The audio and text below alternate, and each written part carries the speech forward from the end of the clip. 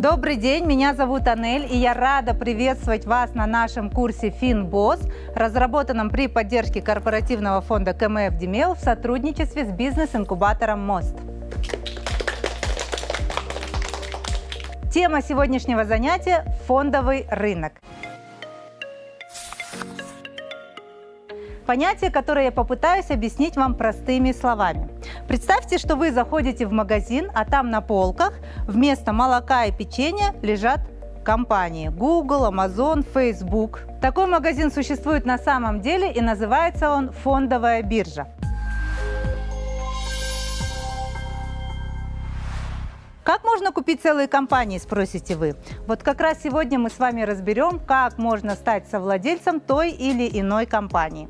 Давайте представим Amazon в виде пиццы. Компания Amazon выпустила акции. Акция – это ценная бумага, которая подтверждает, удостоверяет права владельца этой ценной бумаги на определенную долю в компании. Например, Джефф Безос, крупный акционер Amazon, он владеет 10% Amazon. Есть еще миллионы, которые владеют остальными долями. У кого-то больше, у кого-то меньше. Точно так же любой из вас может стать совладельцем, акционером Amazon. Значит, вы хотите сказать то, что я могу стать владельцем доли в Диснее?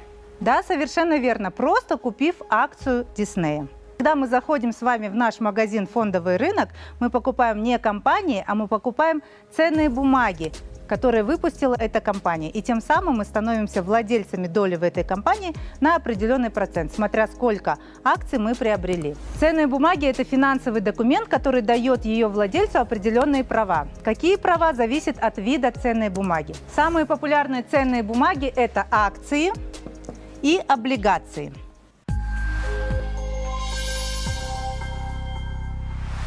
Давайте представим на минуточку, что… Тамерлан, давай ты будешь Google. Пойдем, проходи. Да, вот это Google. И Google решает вывести на рынок новый какой-то продукт. Но прежде чем вывести на рынок продукт, нужно, во-первых, его написать, протестировать, да, объяснить всем пользователям, зачем нужен этот продукт. А для этого нужны деньги. Конечно, Google может использовать свои собственные деньги, ведь он достаточно богат. Но он решает сделать по-другому, он хочет привлечь чужие деньги. Итак, акционерами будут Тима, Макс и Богдан. Везет вам! Так, что вы можете мне предложить? Я могу предложить взять кредиты под процент небольшой, чтобы когда мы получим прибыль, этот кредит мы смогли погасить. Нет, много платить придется. Да, переплачивать эти же деньги, возвращать больше. Может быть, деньги в долг взять? Это что? То же самое, что... Нет, но мы не будем переплачивать, мы только вернем то, что мы взяли. Так, кто нам будет давать долг под 0%? Хороший Вот день. именно. Можем у людей взять. Ну, кто будет давать под 0%? А давайте выпустим акции. Вполне неплохо, можно хорошенько подзаработать. Да. Да, неплохо. Да. Но доля компании может сократиться в случае, если акции вырастут. Вот как раз-таки мы пришли к вопросу, что такое акция. Акция – ценная бумага, которую Google может выпустить с тем, чтобы привлечь дополнительные деньги. Акция – это документ, который удостоверяет, что у ее держателя есть определенная доля в этой компании. Компания, которая выпустила акции, это эмитент. Выпуск акций – это и есть эмиссия. То есть каждый желающий может стать владельцем, акционером любой компании, будь то Google, Amazon или Facebook.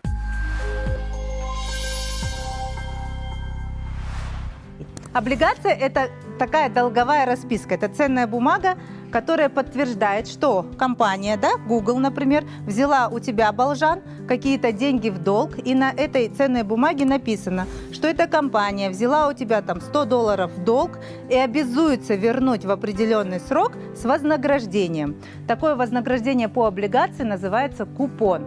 Почему выгоднее, чем кредит? Потому что обычно ставка по облигациям, она ниже, намного ниже, чем кредит. В среднем это 6-8%. Облигации выпускают не только компании, облигации выпускают города и даже страны. Облигации считаются наименее рискованным инструментом по сравнению с акциями. Как вы считаете, почему? допустим, если компания обанкротится, то ее акции, соответственно, тоже перестанут существовать и, соответственно, будут стоить копейки. Но облигации, можно сказать, это как кредит. То есть вы дали компании кредит, а не купили у нее акции. То есть если упадут акции, то, соответственно, и ваша доля упадет. Но если упадут акции, на долг это никак не повлияет. Это все равно, что если обанкротится магазин, то если вам продавщица задолжала какую-то сумму денег, этот долг никуда не исчезнет. Акции отличаются от облигаций тем, что акции могут упасть. И как бы, если они упали, компания никак не виновата. У тебя было 60 акций, и их стоимость составляла 100 тысяч евро. А то, что они стали 100 евро, это как бы не проблема компании, это твои личные проблемы. Но облигация это как бы расписка от компании, это денежный долг, который никак не может поменяться. Да, правильно. Поэтому облигации считаются менее рискованным инструментом.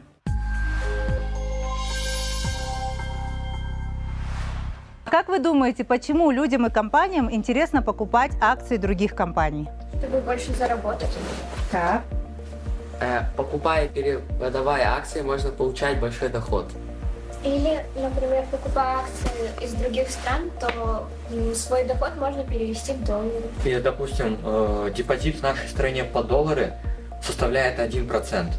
В то время как ты можешь получить гораздо более выгодные проценты, покупая акции иностранных компаний.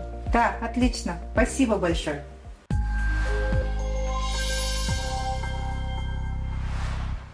Насколько я знаю, по акциям можно получить дивиденды. Мой отец 2 года назад купил акции какой-то компании и получал дивиденды. Дивиденды – это доходы, которые компания заработала за год. И в конце года также собирается собрание акционеров, и они решают, куда эти доходы использовать. Что-то могут направить на новые проекты на развитие бизнеса, а часть могут раздать в качестве дивидендов своим акционерам. Чем больше ты хочешь заработать, тем больше ты должен быть готов рисковать. Кроме того, что ценные бумаги можно покупать по одной стоимости и продавать по другой стоимости, по акциям можно получать дивиденды. Самые успешные инвесторы покупают ценные бумаги на долгосрочной основе. И они не продают и покупают их все время, они держат их в своем портфеле долгое время и получают по ним дивиденды. Про стратегии богатых инвесторов мы отдельно поговорим на следующем занятии.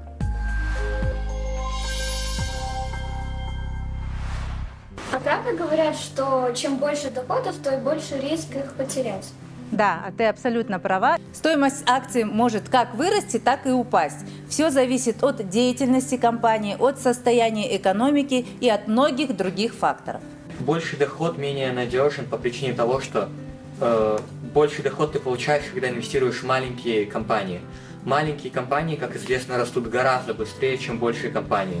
Но у них гораздо больше шанс разориться, чем у больших компаний. Большие компании надежные, и они работают уже десятки лет. И у них идет стабильный прирост, пусть в 2-3%. Но у маленьких компаний небольшой срок. Они работают 5 лет, но каждый год их капитализация растет в 2-3 раза. Но при этом эти компании ненадежны. И прежде чем инвестировать в ценные бумаги, нужно тщательно проанализировать те компании, с которыми ты хочешь взаимодействовать. Нужно знать рынок, понимать, куда движется экономика, в общем, быть в теме. Если вам интересна тема ценные бумаги и как на этом зарабатывать, нужно стать немножко Тони Старком.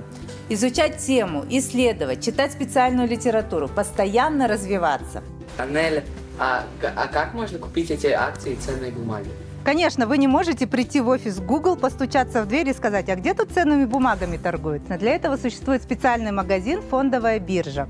Как происходит торговля ценными бумагами на фондовой бирже? Есть эмитент, это компания, которая выпускает ценные бумаги. Эмитент. Есть мы, это инвесторы, да, мы хотим инвестировать в ценные бумаги. Но между эмитентом и инвестором есть брокер. Это та специализированная компания, которая помогает осуществлять эти операции. Вы заключаете с брокером договор на брокерское обслуживание, открываете счет, кладете деньги и далее все операции по вашему поручению уже исполняет брокер.